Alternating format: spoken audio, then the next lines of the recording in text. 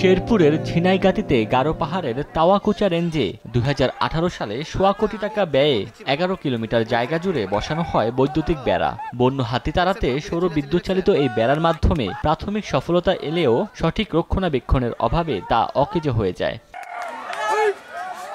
সম্প্রতি এমন আরেকটি প্রকল্প নেওয়া হয়েছে শ্রীবরদী উপজেলায়। ৭৫ লাখ টাকা ব্যয়ে বালিজুড় রেঞ্জের দুর্গম পাহাড়ি এলাকায় বসানো হচ্ছে ৮ কিলোমিটার বেড়া। তবে বন বিভাগের উদাসীনতায় এই প্রকল্পটিও যাতে ভেস্তে না যায় সেদিকে নজর দেওয়ার দাবি স্থানীয়দের। এটাও তো কামই হব না, এখন খুঁড়ি আলগা খুঁড়ি পড়ি যাইতেছে, আর ওইলা তখন হাতি আলে বলে কি হবো। আবার মেশিন নষ্ট হয়ে গেল, মানুষের চুরি শেষ করে নিছে। হাতিতে যাওয়া আশা করছে, তার দাদা যেমন ছিঁড়ছে এমনি রয়ে গেছে, কেউ আর ধরেও না, জয়েন্ট পয়েন্টে দেয় নাই। দেখার মতো মনে করেন যে ওইরকম লোক নাই, এই জন্য মনে করেন যে যাই যেভাবে আছে ওইরকম অবালাগে নিয়ে গেছে। সোলার ফেন্সিংটি যদি ৮ কিলোমিটারের একটা লাইনটা ওপেন করা যায়, তখন এই এলাকার লোকজন হাতি থেকে অনেকটাই রক্ষা পাবে বলে আশা করা যায়।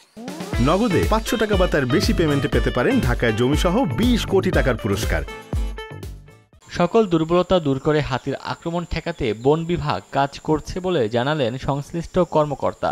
সোলার ফেন্সিং কাজ সম্পন্ন হওয়ার পর থেকে সোলার ফেন্সিং এর রক্ষণাবেক্ষণের কাজগুলো চলমান থাকবে। ৮ কিলোমিটার বৈদ্যুতিক বেড়ার প্রতি ১০ মিটার পরপর ১০ ফুট উচ্চতার একটি করে খুঁটি এবং প্রত্যেক খুঁটিতে মোটা তারের ৪টি সারি সহ থাকবে ৩টি সুইচ রুম। সময় সংবাদ, শেরপুর।